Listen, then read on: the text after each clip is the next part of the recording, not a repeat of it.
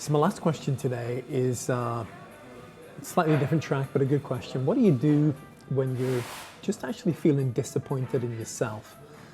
And again, I think if we're honest, we're all going to disappoint ourselves at times. I think there's all going to be times and seasons where we wanted to walk, wanted to live up to a certain expectation, and we didn't do that. So how do we do that, especially in terms of our relationship with God, when we just feel we've disappointed ourselves? Well, number one, actually realize this, that you may be disappointed in yourself, but that doesn't mean that God is disappointed in you.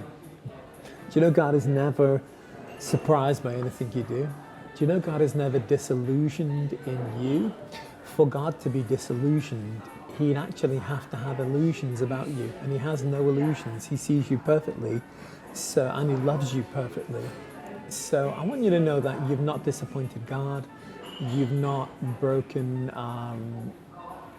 in a way, sin breaks your fellowship in this fact. You have warmth, closeness, intimacy with God. But I want you to tell you, He loves you and He saw that thing coming. So what do you do when you disappoint yourself? Well, first thing is receive God's forgiveness. And if it's a sin thing especially, come to God and bring that disappointment to Him. Again, don't bury it. Don't put it under the rug. You get a lumpy rug when you do that, but bring it to God. Ask Him to wash you and cleanse you of that. Receive His forgiveness, number one. Number two, forgive yourself. Yeah, forgive yourself.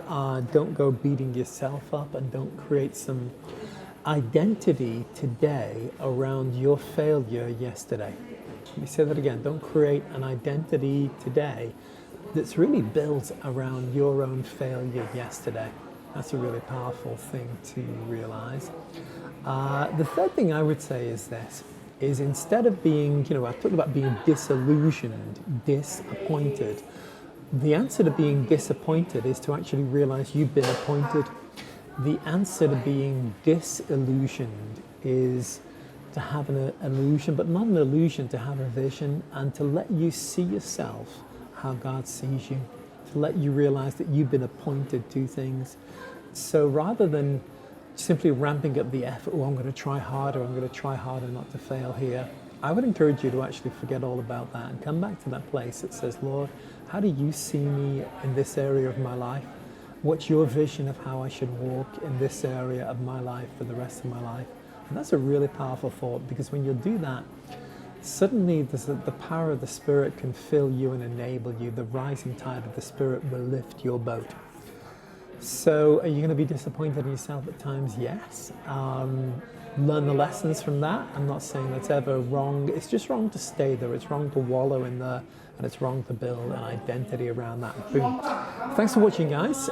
This weekly Q&A. Again, do hit the subscribe button wherever you are watching or listening.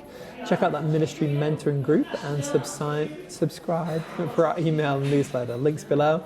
And if you have any questions you want to suggest for a future episode, drop me a line at admin@gjm.org. Thanks for watching, guys. Have a great week, and bye for now.